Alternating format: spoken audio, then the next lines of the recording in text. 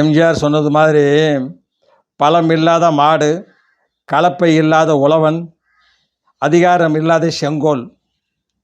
இது இருந்தும் பயன் கிடையாது, பயனே கிடையாதுங்க. இப்போ ஆம்னி பஸ்ஸுக்காரங்கெல்லாம் நாங்கள் கட்டணத்தை இப்படித்தான் தீபாவளிக்கு நாங்கள் கூட்டுவோம், நாங்கள் எப்பொழுது நாங்கள் சம்பாத்தியம் செய்வது, தீபாவளி நேரத்தான் செய்ய முடியும், தீபாவளி பொங்கல் ஒவ்வொரு பண்டிகைகளுக்கும் நாங்கள் அதிக கட்டணம் வைக்கத்தான் செய்வோம் என்று சொல்கிறாங்க. இவங்களை கூப்பிட்டு எதுக்கு நீங்கள் ஆறுதல் சொல்லி தேர்தல் செஞ்சு அவங்களுக்கு நீங்கள் அனுமதி கொடுக்கணும்?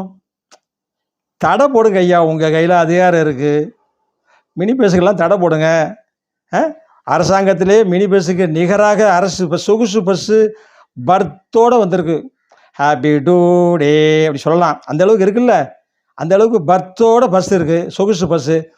அவங்ககிட்ட போய் கெஞ்சிக்கிட்டு இருக்கீங்க அப்படின்னு இந்த பஸ் பயணிகள் எல்லாம் கீழாம்பாக்கத்தில் பேசிக்கிட்டு இருக்காங்க. அதை நான் கேட்டுட்டு வந்து சொல்கிறேன்.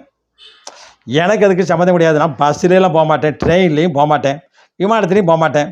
எனக்குன்னு கார் இருக்குது, நான் போயிட்டு வந்துடுவேன். கேட்டிங்களா? 7 மணி நேரத்தில் போயிடலாம், 5 மணி நேரத்தில் போயிடுவோம், கார் இருக்குது. பஸ்ஸில் போனால், மினி பஸ்ஸில் போனோம்னா ஒரு ஹோட்டல் பாக்கி கிடையாது. நல்லா திங்க வேண்டியது, எங்கேயாவது கண்ட இடத்துல போய் திங்க வேண்டியது.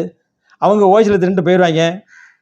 மக்கள் ஏற்கனவே ஒரு போக்குவரத்து மந்திரி பிடிச்சிங்கல்ல, மாட்டிக்கிட்டாங்களே 2 பேர்.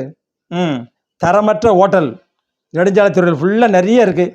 இதெல்லாம் முதல்ல அகற்றணும். தமிழக அரசு எடுத்து நடத்துனா நல்லாயிருக்கும், நல்ல வருமானம் வரும். மதுக்கடை விட நல்ல வருமானம் வரும்.